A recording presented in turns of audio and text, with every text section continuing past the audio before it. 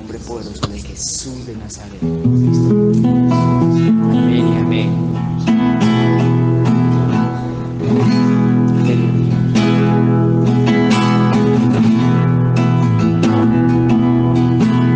Es el Rey de Gloria,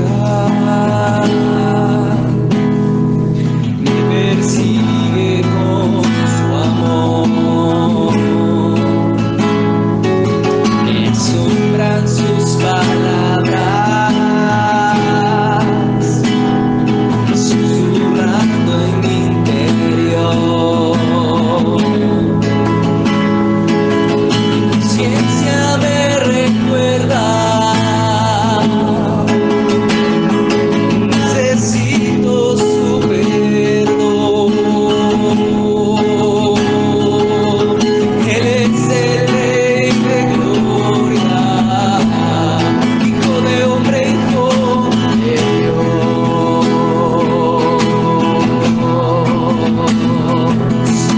Rey del universo y el príncipe de paz, revelándome los cielos, los misterios que en él hay. Señor de cielo y tierra, y el único creador. Eres el Rey de Gloria, eres todo para ti.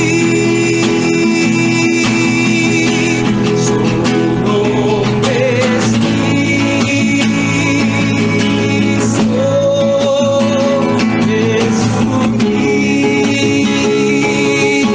Jesucristo, Dios poderoso, Rey de mi ser, Rey de gloria.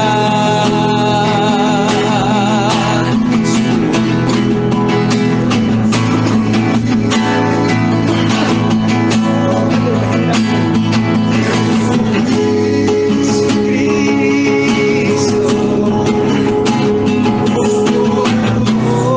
poderoso, Rey de mi ser, Rey de gloria.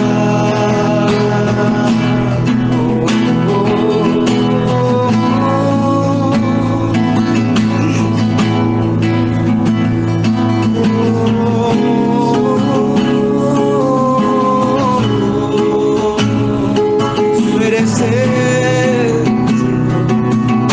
gran Rey, eres eterno, eres el Señor Dios, el Rey de reyes, Adonai. Señor Dios todopoderoso, digno eres tú. Amén. Su nombre es Cristo,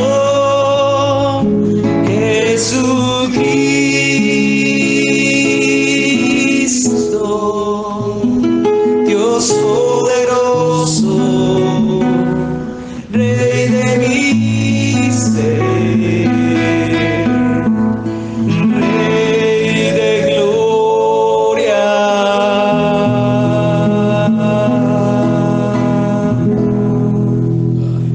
Amén, Señor Jesús, tú sea tu nombre, Señor, exaltado sobre todo nombre, Señor, sobre toda creación, Señor, y sobre todo lo que hay, Señor, se ha puesto tu nombre, Señor, sobre todo poder y todo reino y toda majestad. Por ti subsisten todas las cosas y todo lo que hay, Señor, aún el universo mismo, Señor, por el poder de tu palabra, Señor, y por el poder de tu nombre, oh Señor Dios Todopoderoso. A ti se inclinan reyes, a ti se inclinarán, Señor, aún los grandes y poderosos, mi Señor. Y reconocen en el cielo los ángeles aún, Señor, que tú eres el Dios Todopoderoso y el Señor, que tú eres santo, Señor. Aquí damos la gloria y la honra. Y sea, Señor, tu espíritu y tu presencia, Señor, conduciéndonos y dirigiéndonos a todos nosotros, Señor. Y a los que nos escuchen, Señor, al otro lado está el micrófono, Señor, en esta noche, Padre. Te lo pedimos, precioso llamado, Señor Jesucristo, en el nombre de Jesús de Nazaret. Te bendigo, mi Rey. Amén. Amén y amén. Amén. Bueno, Dios les bendiga, hermanos, otra vez. Buenas noches. Yo creo que voy a dejar el resto de la adoración para el final, si el tiempo me deja. Pero siendo honesto, no lo sé. Porque por lo general me demoro mucho. Por eso quise aprovechar que hoy pude venir temprano y en la compañía de ustedes y del Señor Jesucristo empezar hoy tempranito, ¿vale? Bueno, hermanos, yo quería, aprovechando que estamos adorando y cantando al Señor, me acordé, preparando la palabra, ahorita más temprano estaba leyendo algo que tenía que ver con el texto bíblico de hoy, que es Apocalipsis, capítulo 3. Y hubo un tiempo, una época en la que el pueblo de Israel no tuvo templo, no tuvieron templo. Sí, yo porque me siento como tan lejos, me siento raro, ser acá, ¿cierto? Siento lejos, además me toca hablar como... Y en esa época, desde la destrucción del templo, mientras que el pueblo de Israel estuvo apartado del Señor y cautivo por allá en una tierra desconocida para ellos, en una tierra lejana, no tenían en dónde adorar a Dios tal como Dios lo había mandado en ese entonces. Mas nosotros sí tenemos ahora en dónde, y el lugar es en espíritu y en verdad, lo dijo Jesús, ¿cierto? Y la historia era que el pueblo de Israel, allá en ese cautiverio en Babilonia, fue en donde el pueblo de Israel empezaron a desarrollar esa cosa que después llamaron sinagogas, esos lugares de reunión, cuyo fin principal era reunirse a orar y a leer la palabra. La adoración no la llevaban a cabo ahí porque la adoración antes de los tiempos del Espíritu Santo era algo bien diferente y requerían sacrificios de animales. Entonces no lo podían hacer ahí. El culto a Dios no se hacía ahí, sino que se reunían, era algo diferente, cuando se reunían en esos lugares que habían edificado, y era a la lectura de la palabra y a la oración. Básicamente y específicamente a estudiar la palabra. Eso nació en el cautiverio en Babilonia, esa costumbre. Entonces cuando siglos después de eso Jesús se encontraba en una de esas sinagogas y a él le alcanzan el rollo de la ley, y Jesús lee en ese pues tan especial pasaje que hablaba acerca de él, de Isaías 61. Él lo lee y queda en evidencia para todos los que estaban en ese lugar aquel día, supongo yo, que él era el Mesías, que él era aquel de quien ese texto de Isaías 61 estaba hablando, que él era aquel sobre quien el Espíritu de Jehová reposaba y lo había enviado para consolar al enlutado, etcétera, ¿no? Y lo que dice es que en esa sinagoga él después entrega el pergamino, porque había una persona que se encargaba de entregar el pergamino y dirigir la lectura bíblica y abrir y cerrar el templo desde los tiempos en que nacieron las sinagogas, y esa persona se le llamaba el ministro. Era el ministro. Ahí empezó ese concepto, empezó allá. Entonces después, cuando llega el Señor Jesucristo y a través de sus apóstoles instituye ministerios, lo que tenía el origen de eso estaba históricamente en esas personas que en la iglesia servían en diferentes áreas, en cosas, en las congregaciones, en las casas, por ejemplo. Ahora sí, pues hermanos, si me permiten, este texto de hoy pues es Apocalipsis, ¿no? Yo creo que voy a dedicar unas semanitas más, yo no sé cuántas, pero unas semanitas más mientras que yo pueda y el Señor me dé permiso. Apocalipsis 3, creo que por allá sonó la puerta. Bueno.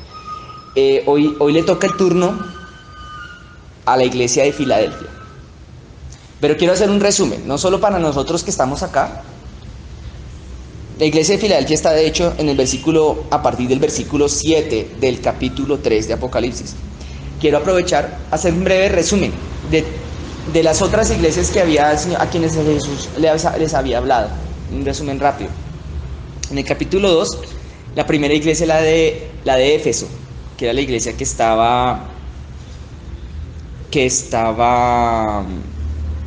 no había perdido el primer amor, ya me acordé, la de Éfeso.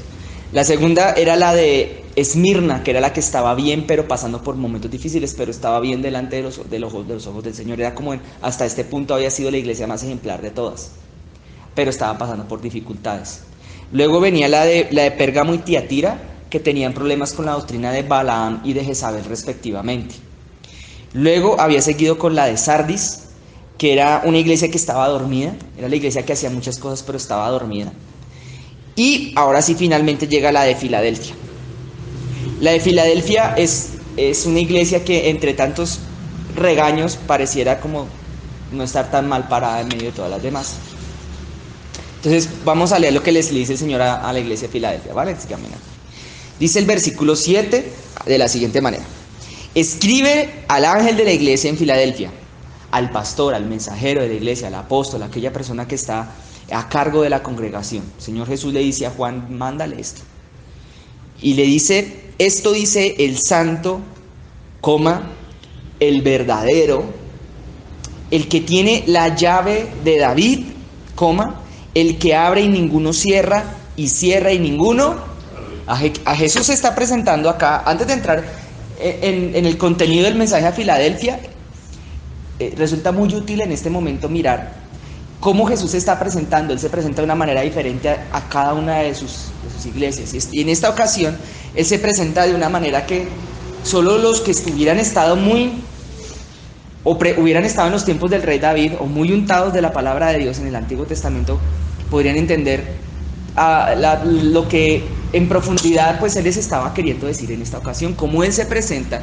Porque cuando dice que es el santo y el verdadero es algo más evidente. Pero cuando dice que tiene la llave de David, entonces está citando específicamente un texto bíblico del Antiguo Testamento. Ese texto bíblico se encuentra en el libro del profeta Isaías, capítulo 22. Por favor, acompáñenme a Isaías 22 un momentito, por favor.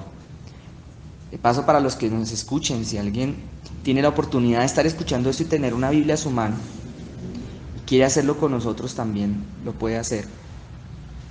Para que miren en Isaías 22, cuando Jesús dice que tiene la llave de David, ¿eso qué es? Isaías 22 dice en el verso 15, Sebna será sustituido por Eliakim. Ese es el título que encabeza el versículo 15 de Isaías 22. Repito, Sebna será, ¿qué cosa? Sustituido. Repito, Sebna será sustituido. Está hablando de sustitución. Esa palabra es la palabra clave para que contextualiza la llave de David, la sustitución de un rey. Está hablando el profeta Isaías diciéndole al rey Sebna que él va a ser sustituido por otro rey. Va a venir otro rey mejor que él, que lo va a sustituir. Pero leámoslo, dice, mira, el verso 15 de acá.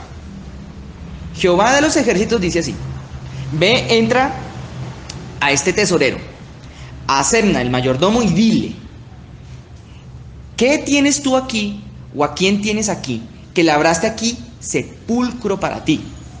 Como el que en lugar alto labra su sepultura, o el que esculpe para sí morada en una peña.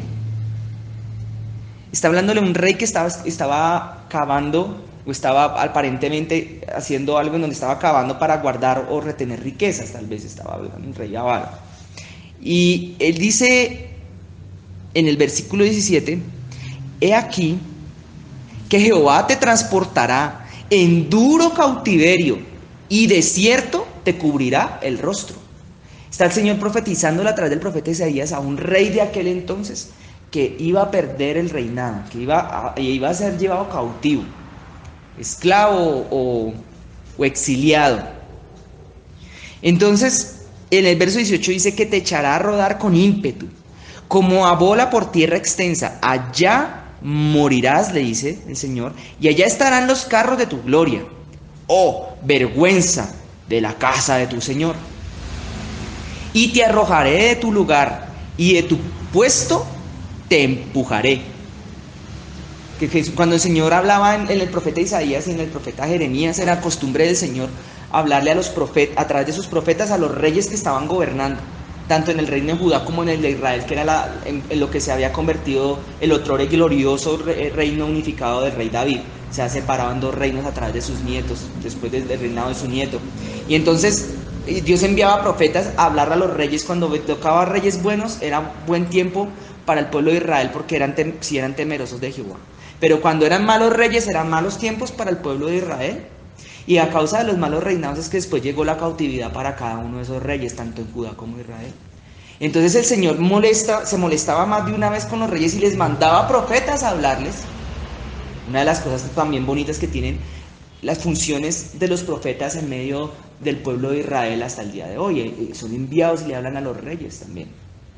En este caso, por ejemplo, hoy en día a los ángeles de la iglesia, también a los pastores, también a las personas puestas en eminencia, no solo al pueblo en general. Y entonces le dicen, mire, usted está mal en esto. El Señor le manda a decir que se arrepienta, pero ya aquí ya no era solamente una palabra de arrepentimiento, sino venía con un juicio de una vez y Dios le dijo, está anunciando al rey su destino y le está diciendo por mal rey lo que le iba a pasar, a él y a su reino. Y aquí viene lo bonito. Dice que le iba a quitar el puesto, además, pero en el verso 20 dice, en aquel día llamaré a mi siervo Eliaquim, hijo de Hilcías, y lo vestiré de tus vestiduras, o sea, las vestiduras reales, ¿no? Hasta aquí todavía sigue siendo una profecía contextualizada en los tiempos de Israel y de Judá. Pero espere, dice, y lo ceñiré de tu talabarte y entregaré en sus manos tu potestad, y será padre al morador de Jerusalén y a la casa de Judá. Sí, está prometiendo que va a haber un nuevo rey sobre Jerusalén, que es la capital del semirreino de Judá, o lo que quedó del reino antiguo, que se llamaba, esa porción se llamaba en ese entonces Judá. Entonces, y dice en el verso 22, aquí es donde viene la referencia de Apocalipsis, y pondré la llave de la casa de David sobre su hombro, y abrirá y nadie cerrará, y cerrará y nadie, ¿qué cosa? Ajá. Porque el Señor Jesucristo se presenta como el portador de la llave de David, porque estaba citando Isaías 22. El único otro lado donde aparece una llave de David era aquí. Entonces el Señor Jesucristo se presenta como el portador de esa llave que estaba anunciando el profeta Isaías en su profecía hacia Serna. Y decía, y va a venir un Eliaquim detrás de mí, detrás de ti va a haber un Eliaquim que va a sostener la llave de David. Pero cuando Jesús dice, no, pero yo soy el portador ahora, está diciendo que esa profecía a la larga venía para él. O sea que después de todo gobierno de hombres, él iba a ser aquel que iba a ser finalmente digno de llevar esa llave. Pero ¿qué es una llave de David? Porque él la lleva sobre su hombro. Porque Jerusalén, o adentro de Jerusalén, se conocía también como un lugar conocido como la ciudad de David. Se le dice como se le llama Sion a ese lugar donde el pueblo de Dios tiene su tabernáculo, tiene su lugar de reunión. Entonces la casa de David, que está en Jerusalén, hace referencia también como a la casa de Dios, como al pueblo de Dios, como a la congregación de Dios. Y cuando hablamos entonces de la muralla de esa ciudad, estamos hablando como si fuera la casa de David, la ciudad. Y las ciudades antiguamente estaban amuralladas, y las murallas era necesario que se mantuvieran cerradas en tiempos de guerra, por ejemplo, en tiempos de peligro. Las puertas es necesario que estén cerradas, que mantengan cerradas, pero en tiempos, en horas del día o en ciertas circunstancias era necesario que las puertas de las murallas se abrieran para que entraran los mercaderes y pudieran entrar alimentos o pudieran sacar mercancía para poder comerciar y poder tener de qué comer. Entonces en las ciudades fortificadas existían unas puertas que generalmente eran de madera, gigantes, y eran enclavadas en un marco que generalmente era de piedra, donde habían acomodado piedras gigantes para crear la muralla, y habían colocado un hueco en la roca para atravesar un cerrojo. Y el cerrojo, que generalmente era un material muy fuerte, tenía que ser de hierro. Algunos arqueólogos presumen ese cerrojo impedía que la puerta se abriera. Y una llave era un artefacto, bueno, y que en ese entonces no era como las de ahora, sino que dicen los arqueólogos que era gigante, era una cosa más o menos de 70 centímetros, era grandísima. para poder abrir las puertas desde afuera. Permitía la apertura de las puertas si alguien llegaba de afuera. El artefacto evidentemente se insertaba entre la madera y se le tenía que dar el giro para que el cerrojo desde afuera, por ese mecanismo, pudiera ser abierto. Evidentemente desde adentro los soldados podían quitar el cerrojo.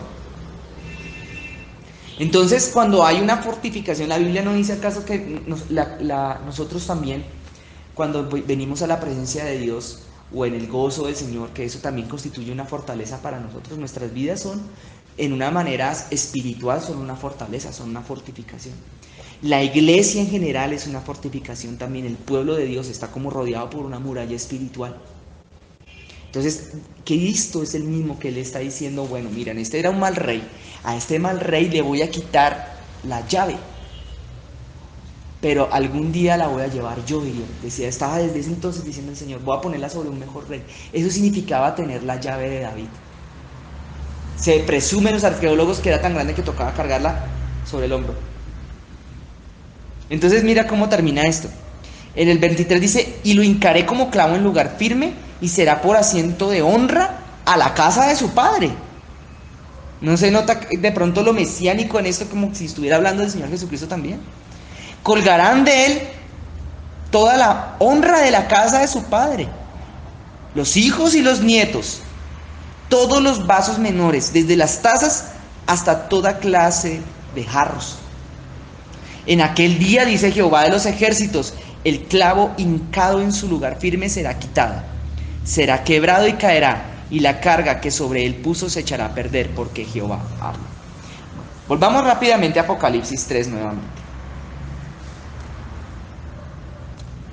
Y continuemos con este texto.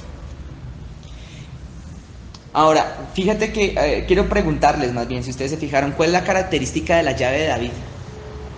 Que está descrita tanto en Isaías como aquí en Apocalipsis. ¿Cuál es la característica? Es el que abre y no cierra, ninguno. Y ninguno puede abrir. La puerta que representa también como el reino de los cielos. Como el reino de los cielos. Tú miras, cuando Jesús habló con Pedro, no habló de la llave de David tampoco. Pero sí le dijo que lo que él tenía eran las llaves de la puerta de los cielos. Las llaves de los cielos. Cuando Jesús le dijo esas palabras a Pedro, estaba dando a entender que Pedro, como bien han explicado múltiples veces los pastores aquí, había dicho, Señor Jesús, tú eres el Mesías, tú eres el Dios viviente, tú eres el Hijo del Dios viviente, tú eres Dios. Y Jesús le dijo, bien has dicho Pedro, no te lo reveló ni carne ni sangre. Y de cierto te digo, sobre esta piedra edificaré mi iglesia. Y ahí fue cuando le dijo eso de las llaves de los cielos. Que está haciendo de todas maneras, dando a entender también que es Cristo quien está como, no es San Pedro realmente, es Cristo el que está con esa llave como en la puerta. Y los cielos, si bien son un lugar espiritual, es un lugar en donde todos aquellos también, como el paraíso, como sea que lo llamemos, un lugar apocalíptico en donde todos hemos de entrar en algún momento, o eso es al menos nuestra profesión, llegar a entrar allá algún momento. También es un lugar que hoy en día nosotros somos susceptibles de estar adentro o no. Toda vez que hemos recibido el Espíritu Santo, podríamos estar adentro o estar afuera. Podríamos ya estar adentro. Y el que tiene la llave y nadie cierra, o él abre y nadie cierra, o él cierra y nadie abre, es el Señor. Ahora, ya dando esta presentación del Señor Jesucristo, podemos entrar al verso 8. Dice el Señor, y empieza su mensaje diciendo así: yo conozco tus obras.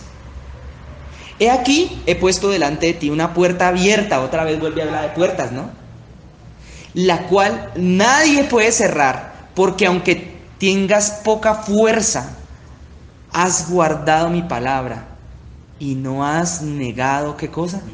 En griego la palabra que usaba para negado es similar a la palabra renegado de mi nombre. Y aquí queda algo más claro todavía, porque para mí en este momento, y es que el verso 8 está conectado con el verso 7. No están separados, son un solo contexto. Él está hablando de la ciudad de David. Él está diciendo a Filadelfia, he abierto delante de ti una puerta, diciéndoles el cielo. La ciudad de David, que espiritualmente es el cielo, está abierta. Delante de ti te la he abierto. Ahora dice, aunque tengas poca fuerza, dice ahí. has guardado mi palabra y no has negado mi nombre. Está hablando a la iglesia débil. Filadelfia no se caracteriza por ser una iglesia fuerte, sino una iglesia, ¿cómo? Débilcita. Yo no sé por qué lo que Dios le gusta de los débiles. Debe ser por cuando dijo el apóstol Pablo, Dios mismo, el Señor Jesús más bien le dice al apóstol Pablo, bastante de mi gracia que mi poder se perfecciona en tu debilidad. No es la debilidad en sí misma, sino más bien en el reconocimiento de la debilidad delante de Dios, cuando uno le genera con una mayor facilidad esa dependencia de Él. Sí. Pero cuando uno se cree, cuando uno es un hombre o una iglesia, porque podemos hablarlo a nivel individual igual que a nivel colectivo, que en su propia opinión es fuerte, es una iglesia que suele tener más dificultades para ser una iglesia con las cualidades que el Señor le explicó al apóstol Pablo. Es menos poderosa en realidad. Pero la iglesia débil. También una persona que es fuerte no tiene humildad. Es más difícil que lo sea, claro. Claro. Y los débiles son humildes, cuando somos débiles hacemos caso. Sí. Cuando somos como niños. Tenemos que estar Sí. Sí, exacto. Y hay una dependencia más directa de Dios, yo creo. Sí, y no hay, sí, como dice Citar, no hay no hay soberbia. Es más difícil que la haya. Cuando uno realmente es débil y dice, Señor, haz tú lo que tú quieras, yo no soy capaz de hacer nada. Esa impotencia que se manifiesta en esa debilidad, quizás es algo que a Dios le agrada, ¿no? Por eso de pronto le está diciendo a una iglesia débil, pero al mismo tiempo le estaba diciendo que no había negado en su nombre, que había guardado su palabra. Entonces, bueno, ahora le dice en el verso 9 el Señor a su iglesia, he aquí viene el comentario del inicio, yo entrego de la sinagoga de Satanás a los que se dicen ser judíos, ¿y qué cosa? Si no lo son, sino que mienten. He aquí yo haré que vengan y se postren a tus pies y reconozcan que yo te he amado. Esto de la sinagoga de Satanás ha tenido muchas maneras de ser visto a la luz de la palabra o a la luz de los arqueólogos, los estudios de la Biblia, más bien quería decir. Este tema de las sinagogas que empezó como estudios bíblicos, espacios para estudiar la palabra y orar en los tiempos del cautiverio en Babilonia, y empezaron las sinagogas. Era en donde los judíos tenían una costumbre muy especial que no se hacía en el lugar cual fuere que eligieran para la adoración y el culto. Era una cosa separada del culto y la adoración. En las sinagogas lo que se hacía era enseñar doctrina y enseñar palabra y orar. Es distinto el concepto sinagógico que el concepto de culto, cuando el culto hoy en día en nuestro tiempo lo hemos unido con el concepto de la enseñanza de la palabra, pero en el tiempo de Jesús eran cosas separadas. Jesús fue a adorar por primera vez a sus 12 años, creo yo, cuando fueron a celebrar aquella fiesta donde fueron con los papás y se desplazaron a Jerusalén, el lugar de adoración. Era la fecha de oración, es el día de hacer culto, el día de que la congregación de Israel haga culto a Jehová y sacrificaban holocaustos al Señor. Eso es un culto. Evidentemente en los cultos de hoy en día también se ministra una palabra de parte de Dios, que en los tiempos del rey David, cuando se hacía culto, también había música, también había, o la palabra al menos eso instaba. Pero en cambio, o en contraste, en las sinagogas eran más conocidas por ser más bien silenciosas, aunque sí se menciona en un texto que Jesús cantó con sus discípulos, pero lo que estaban era comiendo, no estudiando la palabra, y cantaron. Pero lo bonito, independientemente de esto, de lo que tiene el concepto de la sinagoga, es que es un lugar para estudiar la palabra y para sacar doctrina, para enseñar, para instruir. Era en donde los rabinos decían, bueno, esta persona ya como que tiene como capacidades para que empiece a enseñar la palabra. A ver, venga, usted enseñe la palabra. Se enseñaba era la doctrina, porque tanto como predicar el evangelio es importante, pero también es tan importante como eso, enseñar doctrina, explicar la doctrina. Y eso de reunirse en las casas es muy lindo, es muy bonito. Y el pueblo de Israel tuvo que estar cautivo en Babilonia para desarrollar esa linda costumbre. Tal vez antes lo harían en las casas. Aún en los tiempos de Jesús quizás lo hacían en las casas. Entonces no es lo mismo ir, el día de ir a la sinagoga, el día de hoy los judíos en su Shabbat van, los varones nada más y son ortodoxos, se van para su sinagoga y las mujeres se quedan en la casa cocinando en Jerusalén. Y cuando los judíos ortodoxos de Jerusalén, y cuando vuelven los varones de la sinagoga de recibir doctrina, las mujeres tienen la comida servida, lista, y se sientan a comer, y luego los varones a traerle la palabra que habían recibido en sus sinagogas a sus mujeres, los ortodoxos. Entonces, cuando habla de una sinagoga de Satanás, ¿qué es eso? ¿Qué es una sinagoga de Satanás? Pues Jesús una vez dijo, o Juan el Bautista, más bien ustedes, los judíos, no, creo que fue uno de los apóstoles, los verdaderos judíos de corazón, no son judíos porque tengan judaísmo de sangre, sino que los verdaderos judíos son los que lo son de corazón. Yo creo que uno de los apóstoles, tal vez Pablo, el apóstol que más cartas escribió en el Nuevo Testamento. Y el judaísmo pone el apóstol Pablo una nueva parámetro, ¿no? Dice que no es judíos que lo es exteriormente, sino en el corazón. Eso, gracias, pastor. Y el apóstol Pablo pone además un parámetro y habla el olivo de Israel y dice, considerad pues a esos que fueron llamados primero, que eran ramas naturales del olivo de Israel, hablando de los judíos, y decía de ellos el apóstol Pablo, bueno, Dios va a ser severo con ellos porque no creyeron en el Señor Jesucristo, pero ustedes, con Dios, con ustedes los gentiles, o sea, con nosotros ha hecho misericordia porque nos ha injertado en ese olivo de Israel, pero tenemos que andar con temor y temblor delante de Dios, porque así como fue duro y severo con los que llamó primero, también lo puede ser con nosotros. Eso es lo que dice el apóstol Pablo en una de sus cartas, ¿no? Y el asunto aquí era que los judíos, había una pugna, había un lío, había un problema en los tiempos de Filadelfia, en los tiempos bíblicos, y era que los judíos ya habían tenido sus primeros encuentros, sus primeras peleas o discusiones con los primeros cristianos. ¿Por qué causa? Porque los judíos decían, no, si alguien tiene que ser cristiano, primero tiene que volverse al judaísmo para ahí sí poder aceptar a Jesús. Y el apóstol Pablo, y después en el concilio de Jerusalén, ellos dijeron, no, eso no es así. Cualquier gentil puede recibir al Señor Jesucristo y puede ser salvo. No necesita volverse judío. No necesita la circuncisión. Y entonces ahí empezó ya a separarse los cristianos de los cristianos judaizantes. Esos que tanto por ahí hablaba los apóstoles por ahí, que eran una sectica que andaba dando vueltas hasta el día de hoy, hasta nuestros tiempos, intentando cautivar y traer gente al cristianismo, pero a través de volverlos primeramente judíos. Y ahí sí, volviendo los judíos, dañando todo el trabajo que hizo el Señor Jesucristo en su sacrificio. Entonces voy a volver a leer el versículo. Esa era la sinagoga de Satanás, sinagoga de judíos que no eran judíos, sino eran más bien como judaizantes, o al menos eso es lo que se presume que hace referencia a eso, esa tal sinagoga de Satanás, de gente que no era de Dios, gente que tal vez una iglesia que se sería seguramente muy fuerte, tal vez. Entonces vuelvo y lo leo. He aquí yo entrego de la sinagoga de Satanás a los que se dicen ser judíos y no lo son, sino que mienten. He aquí que yo haré que vengan y se postren a tus pies y reconozcan que yo te he amado. Para ahora poner en contexto ahora este nuevo texto. Buenas noches.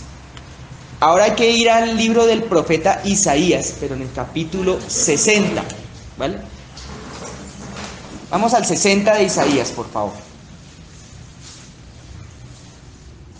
60 de Isaías, Salmos, Proverbios. Isaías 60. Y ¿qué les dije? Perdóname que se me salió. Isaías 60. ¿Ya lo encontraron o no? Vale. Isaías, ¿cuántos libros tiene? ¿No saben? ¿No saben cuántos capítulos tiene Isaías? 66. Un capítulo por cada libro de la Biblia. Hay algunas personas, estudiosos de la Biblia, que creen, esto ya es como una especie de teoría, que cada libro de la Biblia está representado en cada capítulo de Isaías. Que Isaías es como si hubiera una correspondencia entre todos y cada uno de los libros del Biblia. Ahora, lo bonito de Isaías 60 es que es de los últimos, está cerca al final. Entonces, Isaías, ya les digo, ¿desde dónde lo leemos? Leámoslo desde el verso 10. Verso 10. Entonces está hablando aquí atrás del profeta Isaías. Otra vez le está hablando a su pueblo. Y le está diciendo aquí ya una palabra más de consuelo. Le está diciendo lo siguiente, miren. Hijos míos, extranjeros vendrán y edificarán tus muros.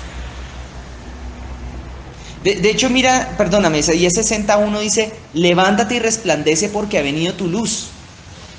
Dios le está dando una palabra al pueblo de Israel, pero no solo a Israel antiguo, sino al Israel actual, al Israel espiritual que somos nosotros. Aquí por el hecho de tener su Espíritu Santo, somos el Israel moderno. Bueno, estuviste en tiempo de dificultad, estuviste en tiempo de aflicción, pasaste por cosas duras, lo sé, pero ya llegó la hora de que te levantes, ya ha llegado tu luz sobre ti, que es Cristo mismo. Entonces cuando Dios dándole en esta profecía donde les estaba dando ánimo largamente, en el verso 10 dice así, en medio de sus promesas Dios les dice que les va a dar la victoria y les dice, extranjeros edificarán tus muros y sus reyes te servirán, porque si viene mi ira te castigué, en mi buena voluntad tendré de ti misericordia. Tus puertas, ¿se acuerdan de lo de las murallas y las llaves de David? Tus puertas estarán de continuo, ¿qué cosa? Jesús le estaba diciendo hace un ratito a la iglesia de Filadelfia que yo pongo delante de ti unas puertas abiertas. El cielo está ahí listo, abierto, para que entres, para que tomes lo que necesites, que lo poseas. Pero tú eres el que tienes que tomar la decisión de entrar y seguir. O sea, pues el reino de los cielos abre sus puertas, pero tú tienes que entrar. Cada uno tiene que tomar la decisión de coger y levantarse de donde esté postrado, de donde hubiera estado derrotado, si hubiera estado herido, si hubiera estado enfermo en el mundo espiritual, en su vida, pararse y decir como dijo aquel hombre en esa historia, pues me levantaré, volveré a mi padre y pasar por las puertas del castillo, por las puertas de la muralla de la ciudad fortificada. Nos toca a nosotros. Y aquí lo que el Señor también está, vuelvo y leo, tus puertas estarán de continuo abiertas, no se cerrarán ni de día ni de noche, para que a ti sean traídas las riquezas ¿de dónde? Y conducidos a ti sus reyes. Esa es una profecía además que no solamente está hablando, o digamos que tiene unas implicaciones para que nosotros la entendamos en nuestra vida también. Porque esa es una profecía por medio de la cual Dios nos está hablando a ciertos contextos o ciertas circunstancias que pasan en nuestra vida. Nos está diciendo Dios, bueno, levántate, yo voy a abrir las puertas de tu vida para que puedan entrar mercaderes, que es una cosa que suena como ahorita un poquito extraña, pero ¿qué eran los mercaderes? Aquello que permitía que entrara el alimento a la muralla. Ellos entraban con alimentos, salían con riquezas. Entraban con alimentos, salían con riquezas.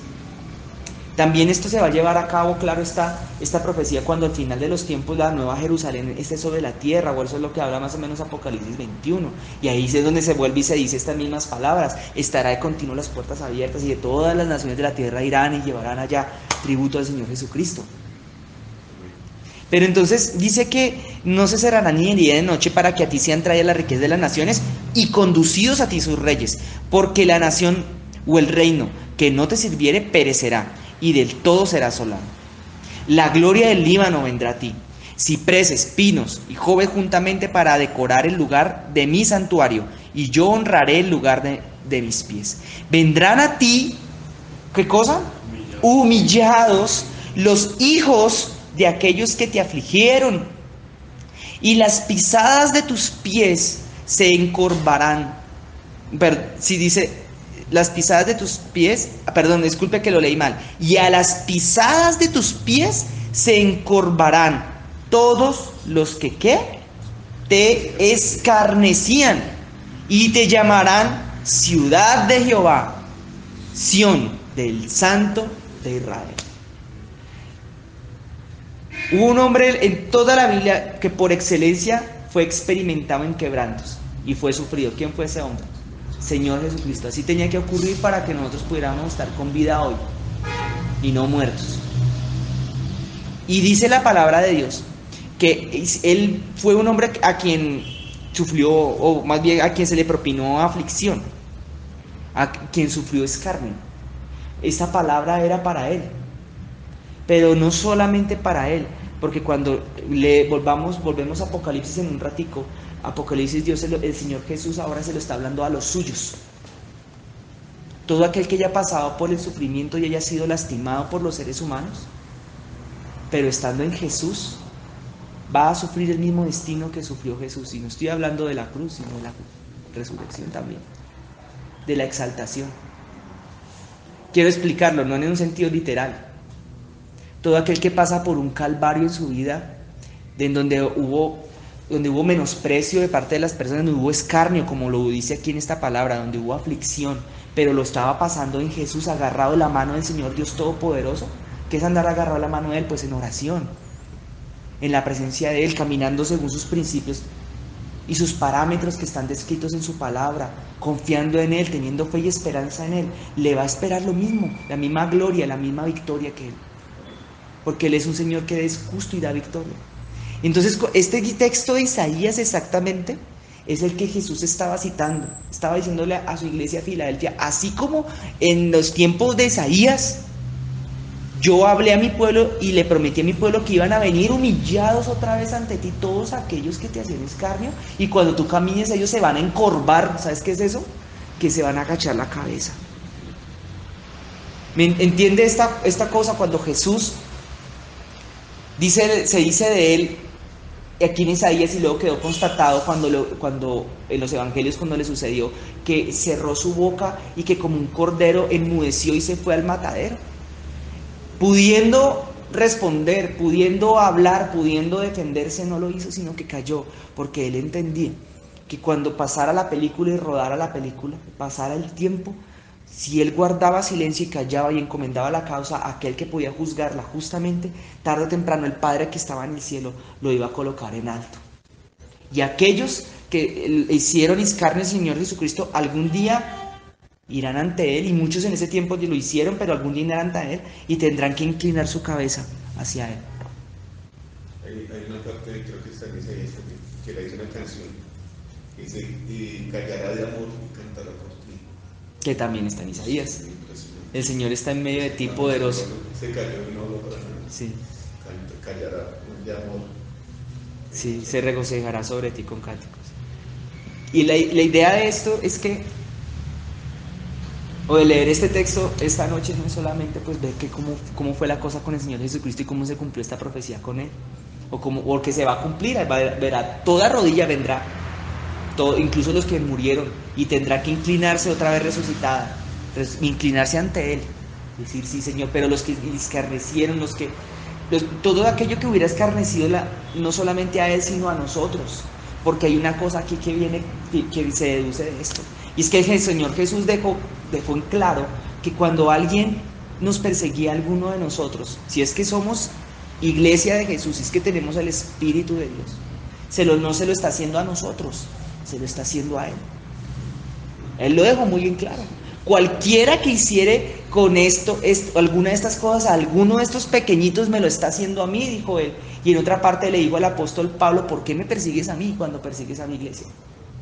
Si es que somos iglesia de Jesús, porque si no lo somos, si no solamente somos meros creyentes o meros teóricos de la Biblia, pues no. Para ser iglesia de Jesucristo hay que tener el candelero que llama el Apocalipsis encendido en nuestro interior, que es el Espíritu de Dios. El Espíritu de Dios, que solamente se puede conseguir creyendo en Él, confesando y teniendo, mejor dicho, la certeza que Él es nuestro Dios y recibiéndolo en nuestro corazón. Y ahora, esta parte lo que está diciendo entonces es que para aquellos que sí hemos creído en Él, que estamos con Él, aún con nuestros defectos, porque el perfecto es nuestro Señor, si tal cosa os hubiera ocurrido o sucedido en algún momento en vuestras vidas, el Señor os está prometiendo que volverán a ustedes algún día. Aquellos que se ensoberbecieron sobre ustedes, hermanos, aquellos que se levantaron de manera injusta, o aquellos o con algo de razón, pero que se levantaron y les hicieron escarnio, los que se burlaban de ustedes, Y más aún si se burlaron de ustedes por ser cristianos o de nosotros. Volverán, el Señor está diciendo volverán, como dice la canción también. Volverán. Y llegarán y tendrán que agachar la cabeza. Tendrán que hincar la cabeza y echarse a tus pies, como dicen ahí. O sea, encorvarse a las pisadas de tus pies más bien y humillarse prácticamente. Porque humillación no es solamente inclinarse y adorar, sino más bien humillación es también quedar como en vergüenza. Porque Dios es un Dios, el Dios nuestro es un Dios que voltea las cosas solamente para aquellos que retienen la palabra y que son fieles a Él y no reniegan de su nombre. Eso es lo que dice allá Apocalipsis capítulo 3, eso es lo que dice exactamente. Retuvieron mi palabra, me obedecieron en todo lo que yo les dije. Son débiles, pero me obedecieron. Son débiles, pero no renegaron de mí.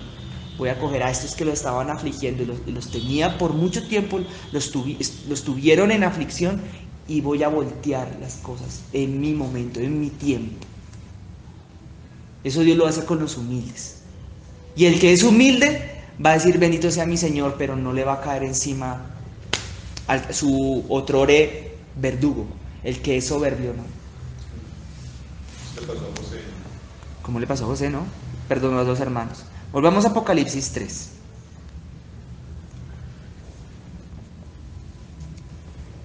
Ahí termina el versículo 9 de Apocalipsis 3. Con una promesa. Para nosotros. Con que se burlaron de nosotros. Aguante, espere y verá. Deje que ruede la película, ¿vale? Se burlaron de usted. Aguante, aguarde y lo verá, decía una persona de la familia de mi esposa. Aguante, téngala ahí. Sea paciente. Sea tranquilo, sea humilde, perdone, entregue la causa al Señor y espérese en el Señor. No se desespere, no se desmoralice. Usted puede sentir aflicción en la vida, tenemos derecho a sentirnos afligidos en la vida, pero no a desmoralizarnos, a perder la fe, no a perder la esperanza en nuestro Señor, no a desmayar. A eso no tenemos derecho, eso Dios no nos lo ha pedido. De pronto muchas de las aflicciones sí son por las que tienen que pasar las personas que son justas, dice la Biblia, los que somos justificados en Cristo Jesús. Pero tarde o temprano, si seguimos a nuestro Señor, veremos el fruto de nuestra aflicción tal como Cristo lo vio. Y entonces nos alegraremos y nos regocijaremos. Por eso es que hay que aguantar. Hay episodios de la vida en los que hay que aguantar un ratico. Hay episodios de la vida en los que uno tiene que regocijarse y disfrutar la cosecha de aquello que unos años atrás de pronto hubiera sembrado con lágrimas. Pero en todo, si el Señor está con nosotros podemos estar contentos y alegres. En todo. Viene entonces ahora el verso 10 y dice: por cuanto has guardado la palabra de mi paciencia. 3:10 de Apocalipsis, correcto. Repito, por cuanto has guardado la palabra de mi paciencia, yo también te guardaré de la hora de la prueba que ha de venir sobre el mundo entero para probar a los que moran. ¿Sobre qué?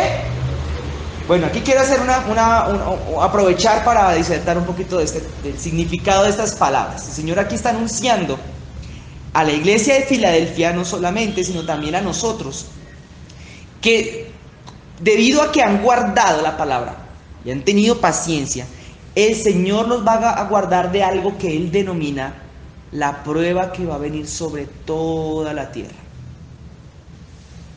¿De qué está hablando acá? Del sexto rudimento, de los rudimentos de la doctrina de Cristo.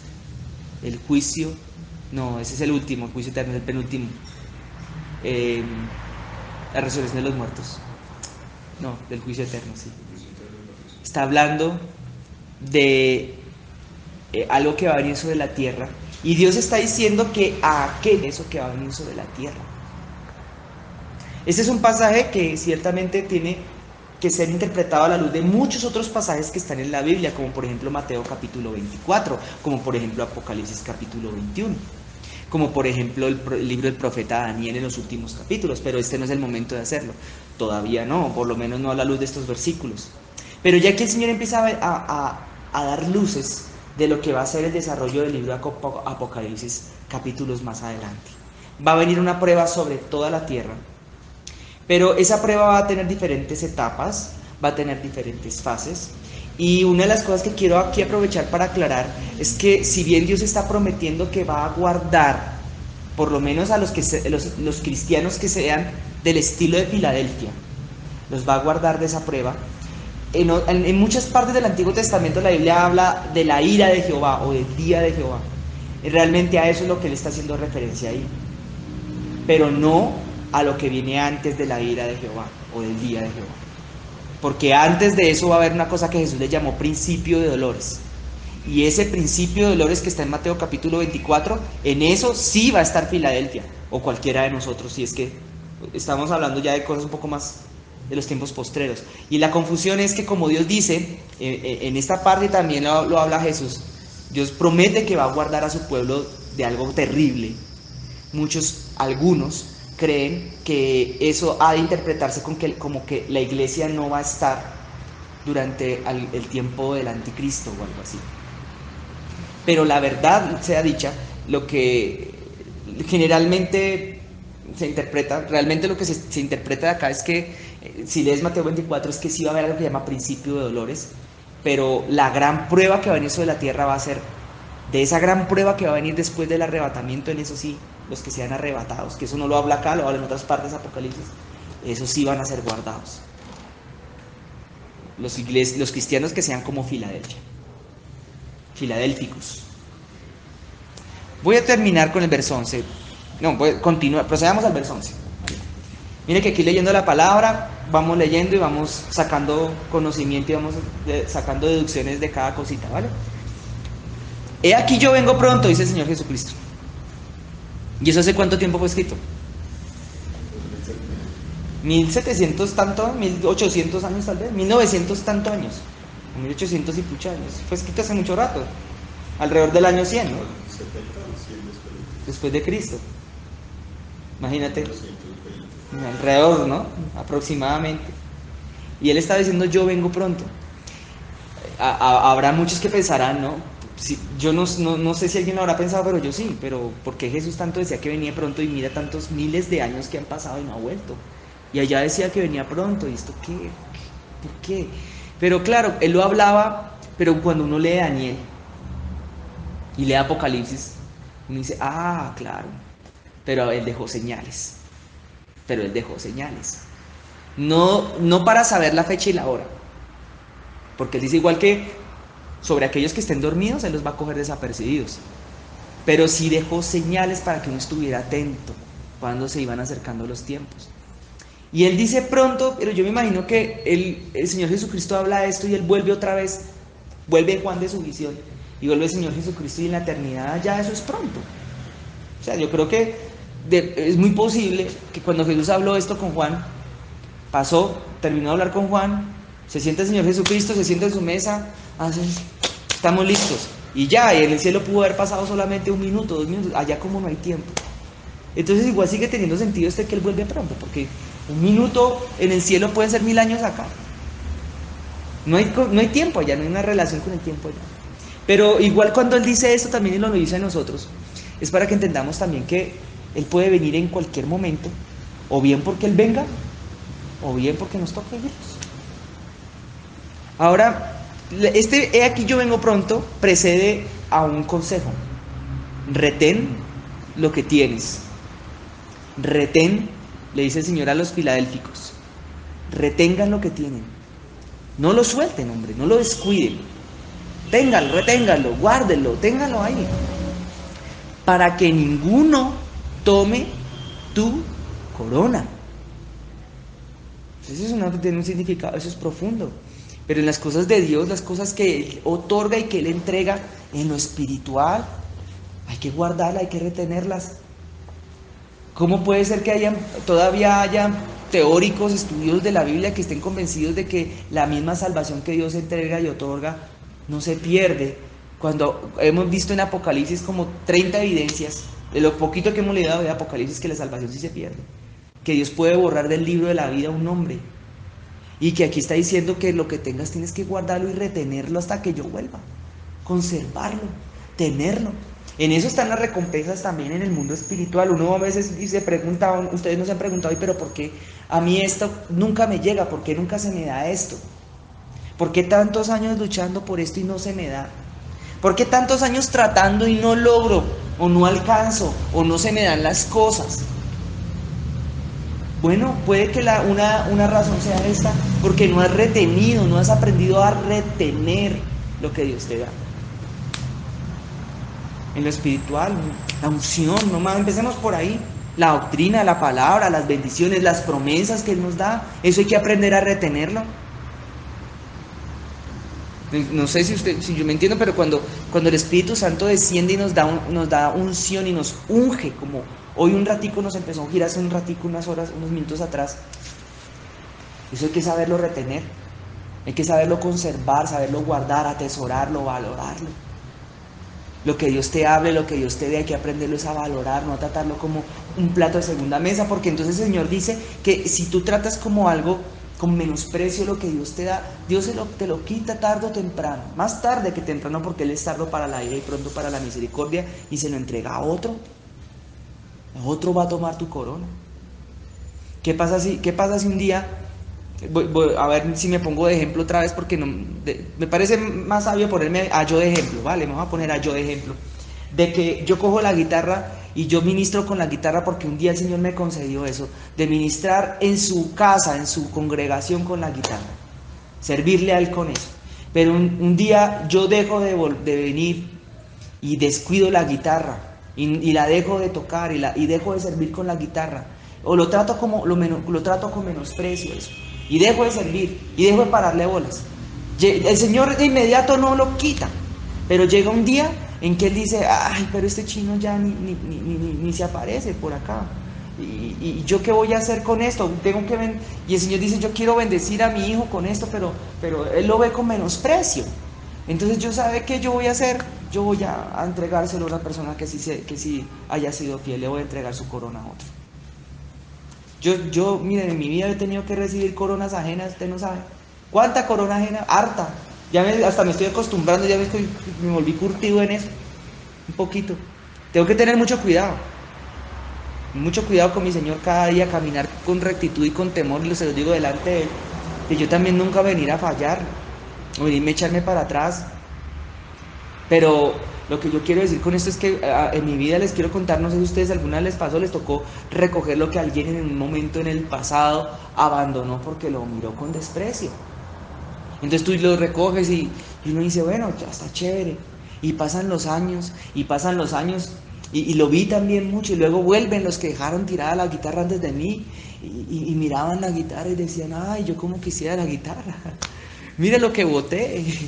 Muchos lo dicen, y el Señor Jesucristo dice, no, ya perdiste tu turno, le tocó el turno a este chino. Pero si este chino falla, este chino medio flaco que ya no es tan flaco, falla, pues de pronto vendrá tu oportunidad. Yo tengo que ser consciente y tener cuidado y retener y guardar lo que Dios nos da. Así sea lo más chiquito, un puesto en esta reunión, un lugar en esta reunión es algo que hay que valorar mucho y amarlo y no tenerlo por menosprecio. Pero bueno, terminemos con el Señor acá lo que Él nos quiera decir en el verso 12. Yo quiero terminar el mensaje de esta iglesia para terminar la enseñanza, ¿sí? Al que venciere, dice el Señor Jesucristo. Eso lo menciona todas las veces a cada una de las 7 iglesias. Al que venciere, yo lo haré columna en el templo de mi Dios, y nunca más saldrá de allí. Y escribiré sobre él el nombre de mi Dios y el nombre de la ciudad de mi Dios, la nueva Jerusalén, la cual desciende del cielo. ¿Lo vieron? Aquí empieza nuevamente a anunciar cosas de eventos finales. El que venciere pareciera reunir, el que venciere, que aparece, hasta el momento ha aparecido 5 veces tal vez, 6 veces. Jesús siempre dice, al que venciere esto, al que venciere le daré, al que venciere le haré, al que venciere lo pondré. Como las características de aquellas personas que cuando llegue el arrebatamiento se van con Él. Siempre como aquellas cosas que tienen que ver con la gente que se va en el arrebatamiento. Sus características pareciera estar relacionadas con estas que Jesús describe acá en estas palabras cuando Él dice, el que venciere le daré la corona de la vida, el que venciere le daré una piedrita con su nombre, el que venciere, bueno, Él menciona varias cosas interesantes y profundas siempre al final de cada mensaje a cada iglesia. Yo lo que veo es que el que venciere en otra parte será salvo. Tiene que ver con esto de terminar la carrera. que tenemos aquí en esta tierra, ¿no? Esta vida en esta tierra, quiero mencionarlo no solamente por los que estamos aquí presentes hoy, sino por los que nos estén escuchando al otro lado del micrófono. Esta vida en esta tierra es como una carrera universitaria, como un doctorado. Bueno, está bien, dejémosle a un pregrado. Es como una carrera universitaria de pronto, pero de esas largas, de esas pesadas. Y el secreto de una carrera en esta tierra, al igual que la carrera de la escuela del Espíritu Santo, que es en la que estamos en este corto y breve peregrinaje en el cual nosotros estamos en esta vida aquí, pues la gracia es terminar. La gracia es graduarnos. Solamente se gradúa ¿quién? El que cumple todos los requisitos, todos y cada uno de los requisitos para poderse graduar. Es el que se gradúa. Unas personas le tocará en 70 años, otras en 60, otros en 40, otros en 5, otros en 1. Depende cuánto tiempo transcurra después de haber aceptado al Señor Jesucristo. Ahí es donde entra la universidad.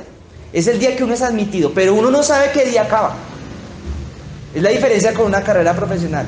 Bueno, no tan diferencia, hay gente que entra y no sabe tampoco cuándo acaba, pero bueno, en fin, eso es otro tema de otro costal. Uno no sabe, esto es una carrera, y la gracia de la carrera en la que estamos, pues no es el que logre más, el que saque mejores notas, ni el que sea más talentoso solamente, eso no es lo más importante realmente. La gracia de una carrera es terminarla, porque por más buenas notas que uno saque, si se quedó colgado en octavo semestre y dejó tirado y desertó, nunca jamás va a obtener su título. Y eso es lo que exactamente Jesús dice aquí, y hablaba el apóstol Pablo, que la vida, el apóstol Pablo también lo dijo, la vida es como una carrera. Y dice, yo lucho con paciencia y corro la carrera que tengo por delante. Pero el tema es que el que estamos, cuando aquí dice el que venciere, no está diciendo que el que venciere a su oponente, ni venciere a su profesor, ni a su compañero con el cual se está peleando, no. Está hablando de vencer es al que logre persistir y retener todas estas cosas que Jesús habló acá. Él mismo lo está diciendo, retuvieron mi palabra y tuvieron paciencia. Pero yo me imagino, porque lo he podido vivir, que la gente que logra terminar la carrera, por lo menos en lo que yo estoy estudiando, y las otras que estudié atrás, que no terminé, pero que otros sí terminaron, la gente que la acaba no es la gente más lista, no es la gente más talentosa, no necesariamente. De hecho es raro que alguien muy talentoso y listo las acabe. Lo acaban la gente que es persistente. Lo acaban es las personas que no se rinden con facilidad, sino que después de un fracaso o una derrota se levantan, se limpian el polvo de las rodillas y dicen no, yo solo de rodillas delante de mi Dios, y vuelven y corren y arrancan a correr y terminan. Esos son los que vencen, los que logran pasar la meta. ¿Y qué más da si una persona acaba una carrera en 5 años al que la acaba en 13 años? ¿Cuál es la diferencia? Al final va a ser el mismo título, pero uno le costó más que al otro. Pero si ambos acabaron, ambos obtienen título.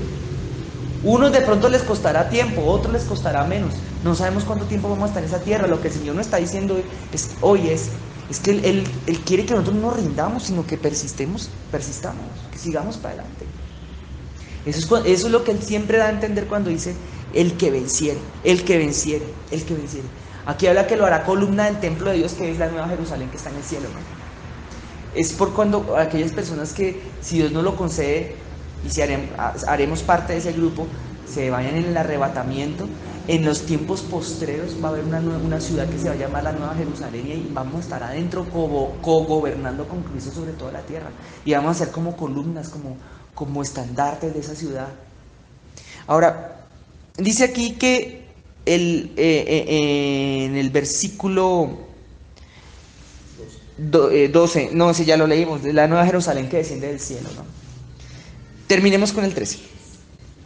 El que tiene oído, oiga lo que el Espíritu dice a las iglesias. Bueno, yo voy a terminar acá, pero quiero aprovechar para sacar algo chiquito de este dicho que dice el que tiene oído, oiga. Quiero aprovechar para sacar algo chiquito de ahí. Aquí Jesús estaba hablando. Aquí lo que estamos viendo en el Apocalipsis es que Jesús se le aparece a Juan. Juan tiene un encuentro con Jesús resucitado. Ya está Juan viejito y se le aparece el Señor Jesucristo. Tiene una visión, se le abre el cielo, tiene una visión en el Espíritu del cielo. y habla con el Señor Jesucristo. Y el Señor Jesucristo le habla y le manda a decir razones a sus iglesias. Y termina Jesús, cuando Él habla, Él luego termina y dice esta palabra que tiene algo de enigmática. Pero el que tiene oídos, oiga lo que el Espíritu le dice a las iglesias. Porque dice el Espíritu, si estaba hablando Jesús, que cuando al principio de este capítulo 2 y el 3, antes, en capítulo 1, Juan ve a Jesús en medio de un candelero. Jesús ve el Espíritu de Dios. Juan ve a Jesús rodeado del Espíritu Santo. Y cuando Jesús habla, luego Jesús mismo dice, escuchen lo que el Espíritu les está hablando. ¿Por qué? Porque cuando Jesús estaba en la tierra, Él dijo una cosa. Él dijo, miren, yo me voy, seré quitado. Pero, pilas, ojo, yo me voy, pero vendrá en mi reemplazo otro consolador. Y Él les enseñará a ustedes, dijo Él.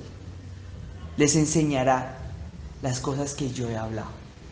Cuando en otra parte dice, si no supieres, eso lo dice en Hechos, ¿qué es lo que habéis de hablar? El Espíritu os dirá qué es lo que tienen que decir. Cuando el Espíritu Santo viene acá y Él habla, Él es el portador, el emisario de las palabras de Jesús. Por eso no hay forma, eso no ha cambiado y así se ve evidenciado acá. Jesús hablaba, pero Él respetaba el mismo orden que Él había establecido en el cielo. Él hablaba, pero el canal por medio del cual su voz se transmitía en el mundo espiritual era por las ondas del Espíritu Santo. Es el Espíritu Santo el canal por el medio del cual nosotros recibimos la voz y encontramos la voz y la dirección de nuestro Señor, de nuestro Rey. Por eso es que ahí yo digo, uno tiene un encuentro con Cristo, sí, solo sí puede tener un puente o pueda crear un puente el Espíritu Santo con Él. Si el Espíritu Santo viene acá, porque el Espíritu Santo es el emisario de Jesús aquí sobre la tierra.